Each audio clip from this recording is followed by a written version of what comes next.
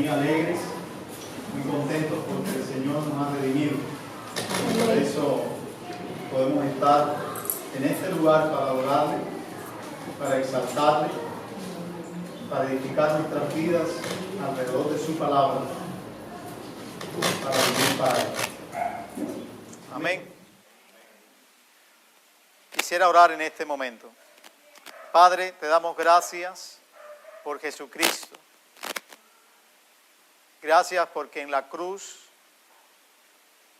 Él se hizo cargo de nuestros pecados y perdonó los mismos para siempre.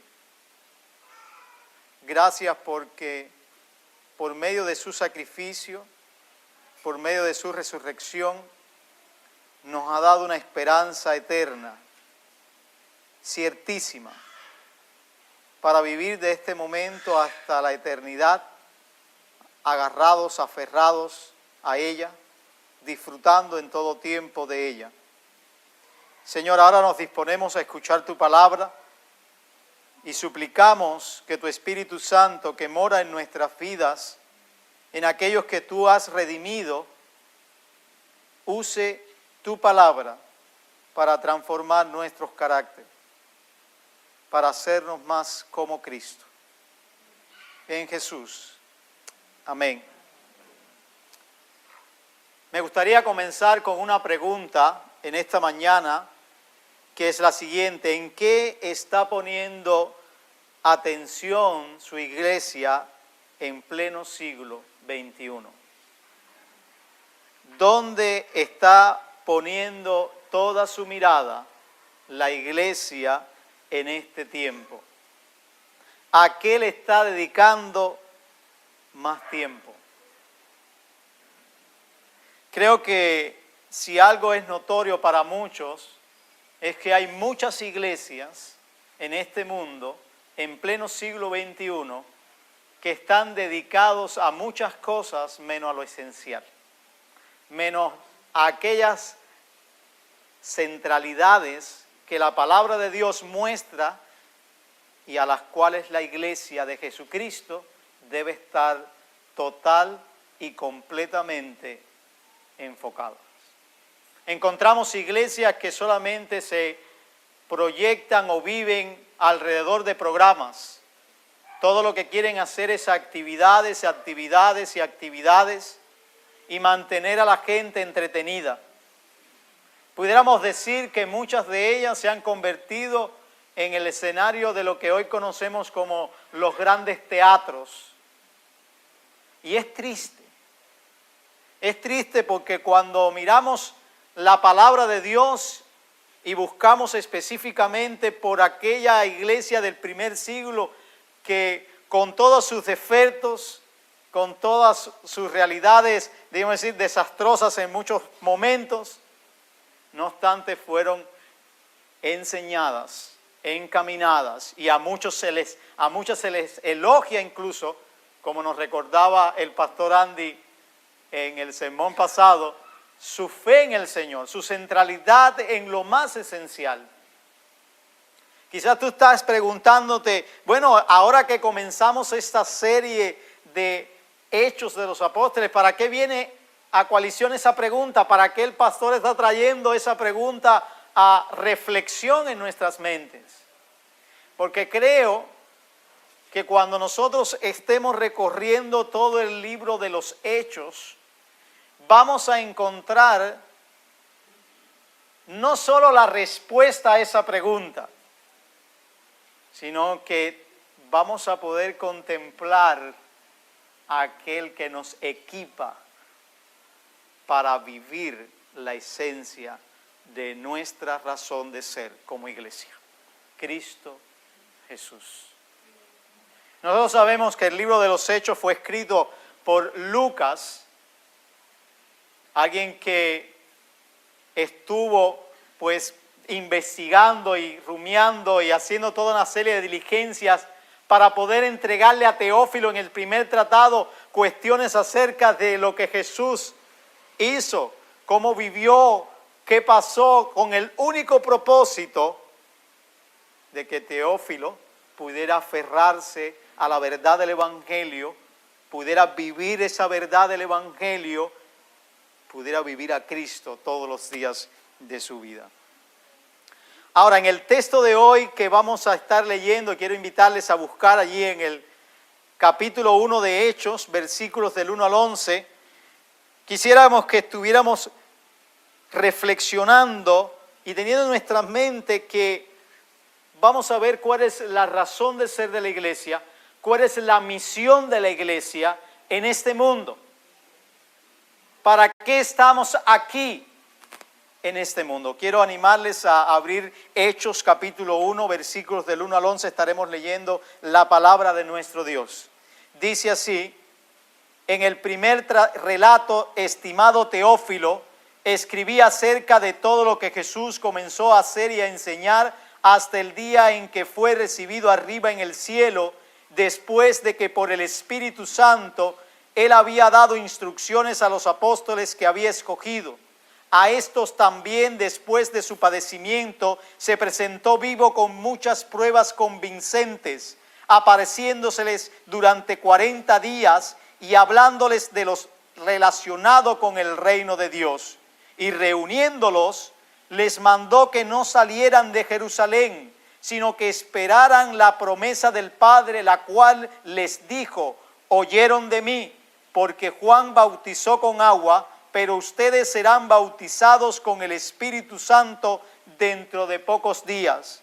Entonces los que estaban reunidos le preguntaron: Señor, ¿restaurarás en este tiempo el reino a Israel? Jesús le contestó: no les corresponde a ustedes saber los tiempos ni las épocas que el Padre ha fijado con su propia autoridad, pero recibirán poder cuando el Espíritu Santo venga sobre ustedes, y serán mis testigos en Jerusalén, en toda Judea y Samaria, y hasta los confines de la tierra. Después de haber dicho estas cosas, fue elevado mientras ellos miraban, y una nube lo recibió y le ocultó de sus ojos. Mientras Jesús ascendía, estando ellos mirando fijamente al cielo, se les presentaron dos hombres en vestiduras blancas, que les dijeron: varones Galileos, ¿por qué estáis mirando al cielo? Este mismo Jesús, que ha sido tomado de ustedes al cielo, vendrá de la misma manera, tal como lo han visto ir al cielo.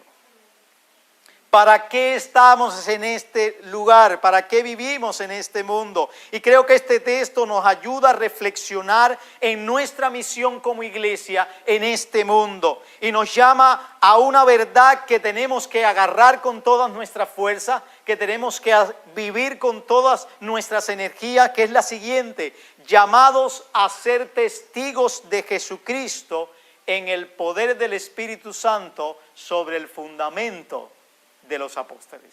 Iglesia, nosotros hemos sido llamados a ser testigos de Jesucristo en el poder del Espíritu Santo y sobre el fundamento de los apóstoles. La manera que quiero que nos acerquemos a este pasaje es de dos formas. Lo primero es que quiero que miren el escenario y el fundamento de los apóstoles que Lucas nos deja ver en los versículos del 1 al 5. Y posteriormente quiero animarles a ver la misión de ser testigos de Jesucristo en el poder del Espíritu Santo. Vamos a ir primero allí a esos versículos del 1 al 5 y miremos el escenario y fundamento de los apóstoles. Si nos damos cuenta, Lucas trata de, como decimos en nuestra forma, como contarnos o ubicarnos en el contexto. Nos ayuda a que miremos de qué ha pasado, qué ha sucedido, y como que quizás por el tiempo en que pudo haber pasado entre un escrito y otro, que son enviados a la misma persona, parece que Lucas quiere como que ubicar un poco en contexto a Teófilo. Y quiere decirle: mira lo que ha sucedido, Teófilo, yo te escribí en el primer tratado algo. Te dije algo acerca de lo que Jesús comenzó a enseñar hasta que pasó algo. Y allí le cuenta. Sin embargo, yo creo que Lucas tiene un propósito definido con esto, más que ubicarlo a él en lo que ciertamente ha sido bien informado Teófilo. Yo creo que lo que Lucas está tratando de hacer es llevando a Teófilo a que entienda que lo que sucede con la iglesia en todo el primer siglo y posteriormente no está fundamentado en la nada. Y no está fundamentado en filosofías de hombres. Y no está fundamentado en una forma de recrear algo, sino que está arraigado en un hecho concreto: la resurrección de Cristo y la aparición de Él por 40 días a aquellos que serían sus testigos. Note bien cómo dice que Él les había dado, dice Lucas, le informa que después de que por el Espíritu Santo les había dado instrucción a los apóstoles que había escogido, dice el verso 3, a estos también después de su padecimiento se presentó vivo con muchas pruebas convincentes, apareciéndoles durante 40 días y hablándoles de lo relacionado con el reino de Dios. De una manera condensada, Lucas hace que Teófilo recuerde todo el evangelio que le había escrito, todo el primer tratado, todo lo que había pasado, como Jesús. Quizás usted y yo podemos ponernos un poco a imaginarnos eso. ¿Cómo es que nos digan algo tan sencillo, tan condensado, pero que tenga gran profundidad de historia, gran profundidad de hechos, completo, la vida, la obra, y específicamente da detalles que Lucas en su evangelio no nos dejó a nosotros ver, como los 40 días eso? Sencillamente nos narra Lucas 24, el camino de Jesús con estos discípulos a Emaús, la manera en la que come, les abre el entendimiento explicándole acerca de Él, que las Escrituras acerca de Él. Pero ya eso se da como si hubiese pasado solamente en un día, o quizás a más, quizás en varios días. Pero ahora Lucas dice que estuvo 40 días apareciéndosele a ellos con pruebas convincentes, y escuche bien, hablándoles del reino de Dios. ¿Usted se ha puesto a pensar? Hablándoles del reino de Dios. ¿Qué le estaba diciendo del reino de Dios? De su persona. De todo lo que la palabra enseña acerca de su persona y de todo lo que Dios sencillamente había tramado y había sencillamente organizado desde la eternidad para concretar el plan de salvación por la persona de Jesucristo, sus padecimientos, su muerte, su resurrección. Eso es lo que habla Isaías, eso es lo que habla Moisés, eso es lo que hablan los profetas, eso es lo que hablan los salmos. Ese es el reino de Dios. Y ahora le está enseñando eso. Los apóstoles reciben esto de primera mano, son testigos oculares de Cristo, de su resurrección. Y aquí tenemos que ser claros en esto. Nosotros no somos apóstoles de Cristo. No hay apóstoles de Cristo más. ¿Por qué? Porque la Biblia nos enseña que los apóstoles, como mismo Lucas nos deja ver en este pasaje, presenciaron a Cristo resucitado. Lo vieron con sus ojos físicos. Caminaron con Él durante 40 días. Fueron testigos de Él. Y sabemos, después vamos a ver en el registro de Lucas en Hechos, cómo se elige un sucesor de Judas. Más adelante vemos también que Jesús se le aparece a Pablo en una palabra, ellos son los apóstoles de Cristo, no nosotros. Pero eso no significa que no aprendemos de ellos.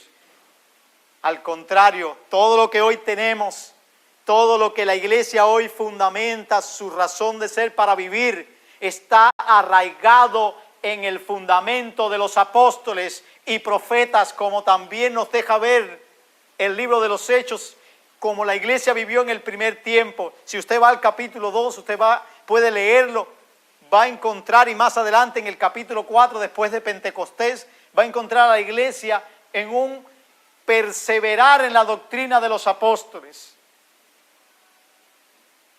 ¿En qué específicamente? En todo lo que ellos vivieron, experimentaron y se les dio para ser testigos de Cristo, mis hermanos.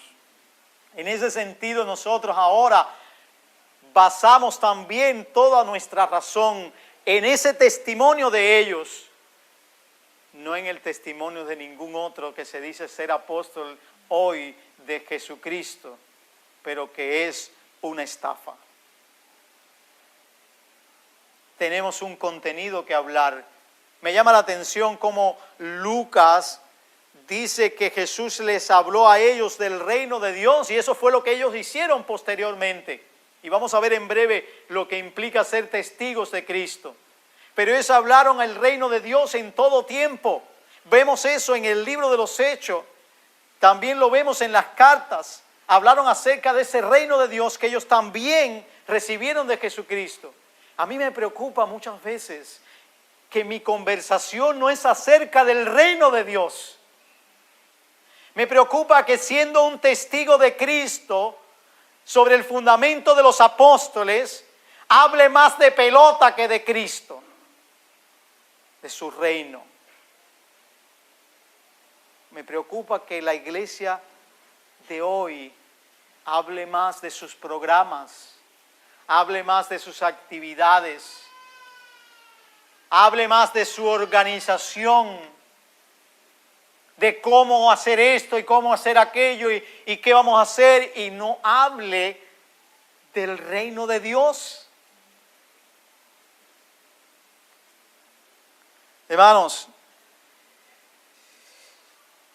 Lucas de una manera magistral lleva a Teófilo a que pueda fijarse bien en lo que ha sucedido en la última semana de Jesús con sus apóstoles, en todo el tiempo que ha pasado con ellos. ¿Por qué? ¿Por qué será? Yo no creo, como dije anteriormente, que sea solo para ubicar en contexto, sino para hacer reflexionar a este hombre en dónde está arraigada la fe que tiene en Cristo. Es en algo seguro, en algo firme. No es un cuento de hadas. No es que alguien le contó y le dijo, mira, hubo un hombre que resucitó y punto. Como si fuera a una especie de cuento. No da detalles, cosas investigadas minuciosamente para que el fundamento sobre el cual él descanse no sea una ficción. Y eso es lo que hace Pablo en 1 Corintios. Cuando usted ve el capítulo 15 de 1 Corintios, ¿qué le dice Pablo a la iglesia que está siendo atacada específicamente y con una problemática con respecto a la resurrección de Cristo? ¿Qué les dice? Les menciona una y otra vez que Cristo murió conforme a las Escrituras, que Cristo resucitó conforme a las Escrituras. De manera que después termina diciendo a la iglesia, si nosotros no creemos eso, parafraseado, mira, vámonos para el mundo, comamos y bebamos, que mañana moriremos. Pero él concluye diciendo, no, Cristo resucitó, Cristo murió conforme a las Escrituras. Y eso tenemos que creerlo, hermano, eso tenemos que creerlo nosotros. es donde está arraigada nuestra vida. Hermanos, el mundo entero va a arremeter y está haciéndolo contra esa gran verdad cardinal de nuestra fe. Van a tratar de quitar eso de nuestra vida. Van a tratar de quitar. Ayer conversaba con Andy y Andy me decía, el cristianismo hoy está tratando de quitar a Dios de la ecuación. Y yo me atrevo a decir que está juntamente con eso quitando la resurrección de la ecuación. Puede mencionar a Dios, pero no mencionan la resurrección. Más peligroso. Y tú sabes que es lo más lamentable, que cuando llegamos al punto de dar testimonios de Cristo, no hablamos de la resurrección. O la evadimos. O nos cuidamos o tenemos un temor de llegar ahí porque pensamos que nos van a rechazar. A mí me pasaba eso.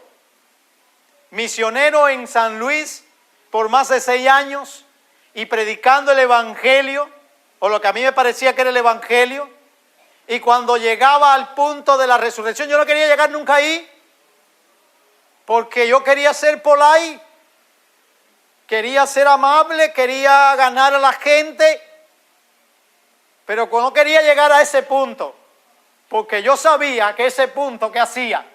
Alejaba. Hoy entiendo que ese es el único punto que no solamente aleja, sino que atrae. Y es sobre el cual está este escenario que se está dando aquí y el que es el fundamento donde los apóstoles son comisionados para vivir la misión. En la iglesia debemos descansar en ser testigos de Cristo en el fundamento de los apóstoles, que no es nada más que el Cristo resucitado, que padeció, murió y resucitó. ¿Dónde estamos aferrándonos para ser testigos?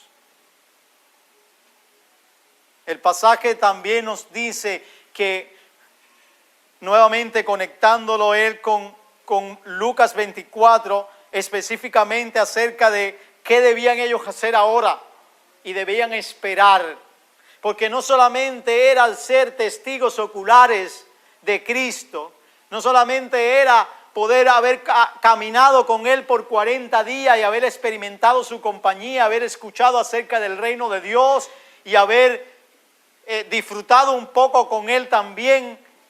Era sencillamente atender a lo que estaba por acontecer posteriormente, y era que ellos esperasen la promesa que el Padre les dio, la promesa de alguien que vendría sobre ellos y a ellos para poder vivir la misión, para poder ser testigos de Cristo. Porque, hermano, no es en el poder del hombre que se es testigo de Dios, es en el poder de Dios. Cuando tratamos de ser testigos de Dios en nuestra propia fuerza, el resultado, el proceso es contraproducente. Porque lo que vamos a tener son el producto humano reunidos en un lugar, repitiendo como un papagayo lo que le decimos. Pero no va a haber transformación, porque es en el poder de Dios. Ellos debían esperar al Espíritu Santo. Algo que les preocupaba a ellos cuando Jesús les anuncia en una ocasión, que lo vemos en el registro de Juan, que se iba y ellos se ponen tristes. Y Él les dice: yo no les dejaré huérfanos, porque les voy a enviar un consolador, alguien que estará con ustedes. Y también en otra ocasión, cuando están medios que preocupados con respecto a cómo dar testimonios del Señor y demás, y Él les dice: no se preocupen por lo que van a decir. ¿Por qué? Porque el Espíritu Santo les va a ayudar en eso que tienen que hablar acerca de mí específicamente, amados. Y por eso es que vemos lo que Lucas dice al final de esta sesión: oyeron eso de mí, porque Juan bautizó con agua, pero ustedes serán bautizados con el Espíritu Santo dentro de pocos días. Ellos necesitaban esperar esta promesa para ser testigos. No solamente tener ese fundamento de los apóstoles, ese fundamento de que Cristo murió, Cristo resucitó, necesitaban la tercera persona de la Trinidad para poder lanzarse y vivir siendo testigos de Cristo. Y es por eso que en la segunda parte de este pasaje vemos que ya Lucas quiere mostrarle a Teófilo la misión de ser testigos de Cristo en el poder del Espíritu Santo. Vamos allí a los versículos del 6 al 8 para que vean cómo dice. Entonces los que estaban reunidos le preguntaban: Señor, ¿restaurarás en este tiempo el reino a Israel?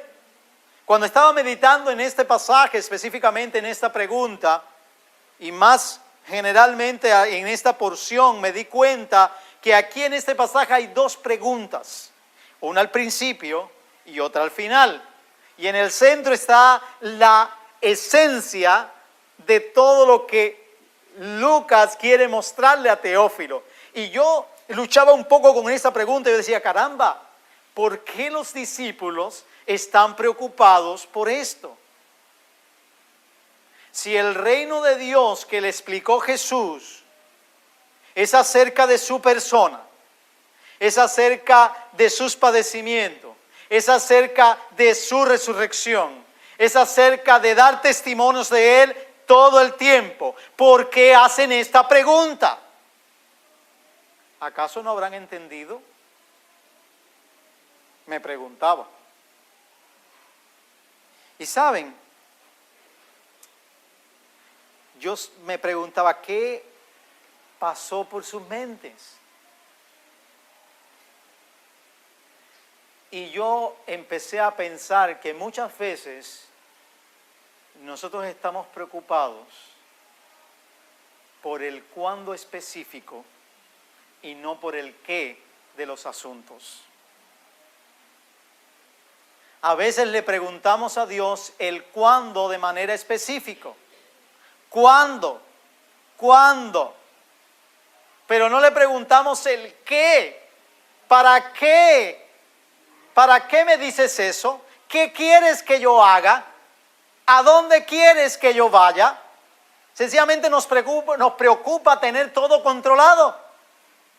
Porque somos personas por naturaleza, por la pecaminosidad de nuestra vida, que queremos pues tenerlo todo asegurado. Quizás lo que los discípulos estaban haciendo era diciendo, bueno, ya Jesús está aquí, ya resucitó, el imperio romano está ahí, lo que hace falta es poner esto a la acción. Que se caiga el imperio romano, que nos pongan en 12 tronos y a juzgar a las 12 tribus de Israel. Porque eso fue lo que le prometió Jesús también. Jesús les dice que los iba a sentar sobre tronos, pero ellos entendieron mal. Y estaban preocupados por eso, por el cuándo específicamente. Y quiero hacer una acotación aquí. Yo no estoy diciendo que para nada nosotros debemos preocuparnos por las cosas del fin. Yo no estoy diciendo que la iglesia no puede preocuparse por el fin. Pero incluso Jesús enseñó también algo acerca del cuándo, pero no un cuándo tan específico. Las preguntas que los discípulos hacen aquí es, más literalmente, ¿en qué momento específico tú vas a restaurar el reino de Israel? Eso es lo que le está diciendo con esa frase. Usa un juego de palabras en el idioma original que significa tiempo cronológico y oportunidad específica. Lo que quiere decir que de conjunto es un recurso retórico para decir en qué día, a qué hora y en qué momento va a pasar esto. Me maravilla la manera en la que Jesús le responde. Porque él podía haberle dicho, como decimos nosotros los cubanos, dice, oye, buena la pregunta esa. Es muy buena eso, ¿verdad? Es bueno que estés interesado en eso. Les voy a decir ahora cuándo es. Y aunque Jesús en momentos en su evangelio les dijo que miraran los tiempos y que miraran, y los comparó a veces con la vegetación y demás, como cuando viene la primavera o cuando florecen las flores y demás, para saber qué día, también les dijo que nadie sabía el momento específico. Pero el punto aquí es que los redirecciona a ellos para donde tienen que estar enfocados. y no en la bobería. Y les dice que no les toca a ellos saber eso. Lo que les toca a ellos es ser testigos. Ser testigos de Cristo. Así que, hermano, no es malo conocer o sentir curiosidad por las cuestiones del reino de Dios, pero el desempeño de nuestro rol es más importante. ¿A qué nos llamó Dios? ¿Se ha preguntado usted alguna vez? ¿A qué te llamó Dios? Y mira que se han escrito libros para hablar del llamado. Y aunque sí es claro que tenemos llamados específicos en la palabra, yo creo que el llamado a toda iglesia de Jesucristo en todo lugar y bajo cualquier circunstancia es a ser testigos de Él en el poder del Espíritu Santo sobre el fundamento de los apóstoles. Es para eso. Para eso tú estás aquí en Nueva Vida. Para eso estoy yo aquí en Nueva Vida. Para ser testigos de Cristo. Es para eso. Porque muchas veces nos enfocamos en hacer muchas cosas menos en ser testigos de Cristo. Nos podemos entretener en los medios, entretener en las redes, pero no ser un testigo de Cristo. La pregunta es, ¿qué es un testigo? ¿Saben? Hasta este momento, ser un testigo en el Nuevo Testamento solo tenía que ver con el hecho de presentarse ante un jurado y testificar acerca de hechos concretos sobre alguien o algo. Sin embargo, Lucas le está dando ahora otra dimensión más al ser testigos de Cristo. Y para Lucas, ser testigo de Cristo es ser testigos oculares de su muerte, de su resurrección, específicamente en este contexto, al punto de morir por Él. Eso es ser testigo. Es ser testigos de la muerte, de la resurrección de Cristo, hasta el punto de morir por Él. Y en ese sentido, nosotros tenemos que ver otra vez, retomar lo que había dicho al principio, que hay una continuidad y hay una discontinuidad entre nosotros y los apóstoles. Porque nosotros no hemos visto a Cristo resucitado, como lo vieron ellos. Porque nosotros no estuvimos 40 días con Él. Porque nosotros no íbamos en un caballo a Damasco cuando se nos apareció el Señor. ¿Entiendes, iglesia? Ahí hay una discontinuidad, no somos como ellos en ese sentido. Pero sí somos llamados a proclamar el Evangelio a todos sobre el hecho de que ellos fueron testigos oculares y dieron su vida hasta la muerte. Nosotros hoy somos llamados a ser testigos de Cristo sobre ese fundamento.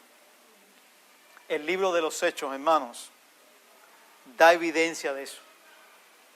El libro de los Hechos, desde que empieza hasta que termina, está hablando de cómo la iglesia de Jesucristo, bajo el fundamento de estos apóstoles, empezando con ellos, fueron capaces de testificar de la vida, la muerte y la resurrección de Cristo hasta entregar sus vidas. Quizá usted pregunte, no, esos fueron nada más los apóstoles, pastor. No. Los que fueron esparcidos en la persecución fueron por todo lugar proclamando el Evangelio y entregando su vida hasta la muerte. Uno de esos, en el capítulo 8, que vemos que viene después de la persecución que se desata, ¿quién es? Esteban. Esteban, en el capítulo 7 se muestra que producto a eso viene una persecución y Dios usa el martirio de Esteban, el sufrimiento de Esteban, para hacer que la iglesia salga de Jerusalén, porque a este momento los apóstoles se han quedado en Jerusalén están allí ricos, no pasa nada, pero Dios es el dueño de la historia. Dios lleva a cabo su plan de redención. ¿Y saben qué? Nos usa a nosotros, como usó también aquellos cristianos. Viene Esteban, ¿y qué sucede con Esteban? Esteban muere siendo un testigo y su sangre testifica de eso. Quiero que noten un poco lo que dice más adelante Pablo. De ser un perseguidor de la iglesia pasó a ser perseguido por su fe en el Señor. Lo que dice este hombre acerca de Esteban. Vayan allí al Hechos 22, versículo 20, y noten lo que dice este texto en palabras de Lucas, pero citando a Pablo. Dice, ahora yo, 22, 20, cuando se derramaba la sangre de tu testigo Esteban, allí estaba también yo dando mi aprobación y cuidando los mantos de los que lo estaban matando. Pero él me dijo, ve, porque te voy a enviar lejos a los gentiles. Pablo fundamenta su vida y trae como ejemplo lo que pasaba con él, como diciendo, yo era un perseguidor y mira lo que había pasado, pero noten cómo Lucas usa la misma palabra que ha usado en el principio de su tratado, diciendo testigo Esteban, y vincula la sangre de Esteban, porque el ser testigo en hecho es mucho más que hablar de Cristo, es morir por Él. La pregunta para la iglesia Nueva Vida es, ¿estamos listos para morir por Cristo? ¿Estamos listos para hablar de Él hasta el punto de morir por Él? Hermanos, testificamos de Cristo y sabemos que el contenido de lo que hacemos es su vida, su muerte, no es otra cosa, hermano. No predique otro evangelio. No prediques otra cosa que no sea Cristo. Y haz como Pablo, que les enseñó a las iglesias una y otra vez que él se propuso en su vida sencillamente conocer y saber de Cristo y de este muerto y resucitado. Ese es el contenido del evangelio. Ese es el contenido. No entretengamos a la gente con fábulas, con historietas que no cambian, que no transforman, porque Pablo mismo dice que el evangelio es poder de Dios para salvación. Nada puede transformar al hombre que no sea el evangelio. El evangelio es el único que puede transformarlo para la salvación, mis hermanos. Es el evangelio. Los cristianos del primer siglo sufrieron y los del segundo siglo sufrieron. Y en manos de tanto de Nerón como Domiciano, como muchísimos más en la historia, dieron su vida hasta la muerte siendo testigos de Cristo. Todo el tiempo. Recuerdo leyendo un poco de historia, en el año 1536, el gran erudito y traductor de la Biblia del griego al inglés, William Tyndale, fue llevado a la ejecución, donde después de estrangularlo, lo quemaron. Pero antes de que sucediera todo eso, estando ya próximo a su muerte, oró a viva voz y dispuestos a ser un testigo de su Jesucristo hasta la muerte sobre el fundamento de los apóstoles, dijo a gran voz: oh Señor Jesús, ábrele los ojos al rey de Inglaterra. Y lo mataron. Amados, somos llamados a ser testigos de Jesucristo todo el tiempo. La tarea no ha terminado. Los apóstoles no terminaron porque seguía esa encomienda para la iglesia que estaba viviendo eso en aquel tiempo por los restantes siglos y en este tiempo hasta que Cristo regrese. ¿Cómo sé que eso es posible? Porque esa es la pregunta que el cielo le hace ahora a los apóstoles. ¿Por qué se estáis mirando aquí? ¿Por qué estáis mirando al cielo, Galileos?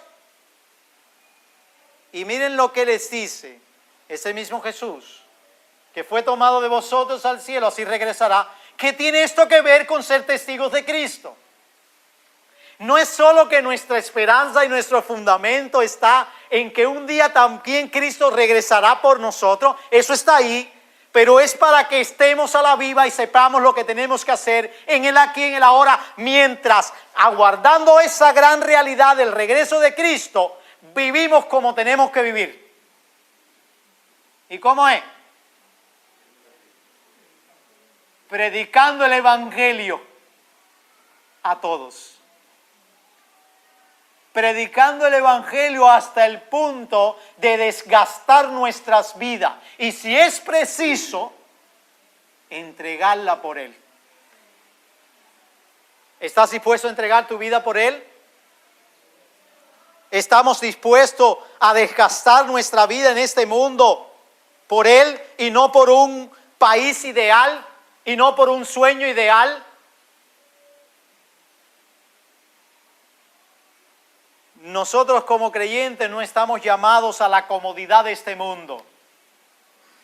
Somos llamados a predicar el Evangelio a todos. ¿Qué Evangelio? Cristo sufrió, Cristo murió, Cristo resucitó. ¿Qué se espera de los que le predicamos el Evangelio? Bueno, en el libro de los Hechos vamos a ver que en múltiples ocasiones se les pidió a la gente: arrepentíos y creed en el Evangelio. Eso es lo que debemos pedir a las personas una vez que le presentemos el Evangelio. Arrepentíos y creer en este Evangelio. No creas en mí, cree en Cristo, cree en el Evangelio. Es eso lo que tenemos que hacer. Concluyo, mis amados. Ken Hughes dice esto: en los Evangelios el Hijo del Hombre ofreció su vida. En Hechos, el Hijo de Dios ofreció su poder.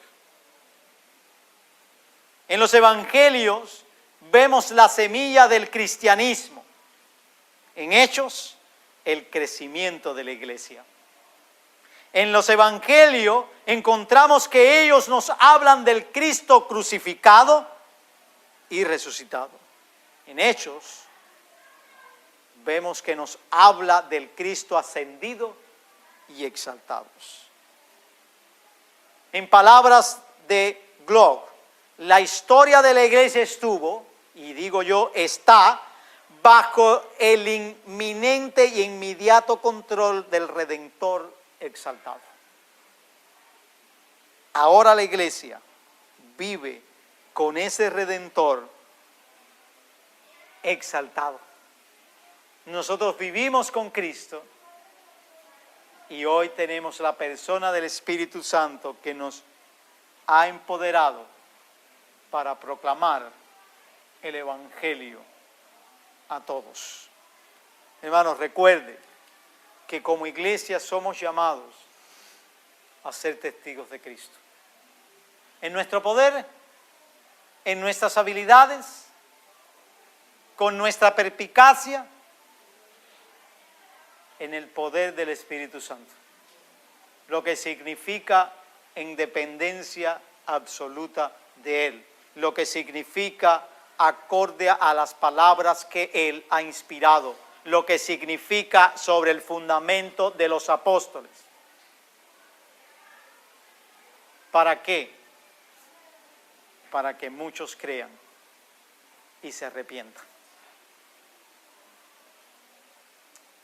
Oremos. Padre,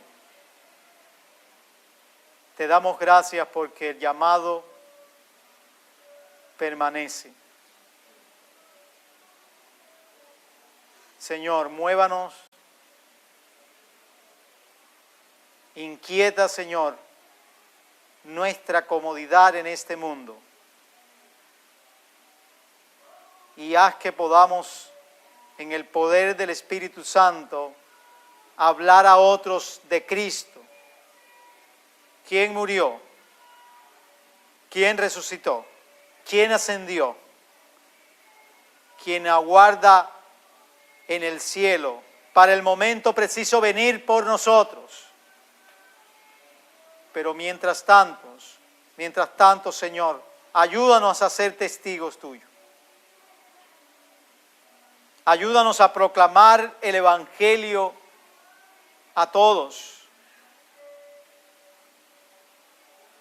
Que vivamos como iglesia en este mundo, testificando de aquel que nos redimió y nos compró con su preciosa sangre. No nos abandones, Señor. Ayúdanos. Reorienta nuestras vidas si estamos tomando un camino en el cual hemos empezado a hablar más de nosotros que de ti. Señor, quita de nuestras mentes pensamientos e ideas contrarias a tu evangelio. Ayúdanos a descansar en la suficiencia de tu palabra poderosa. No necesitamos nada más que ofrecerle a este mundo que Cristo. Ayúdanos como iglesia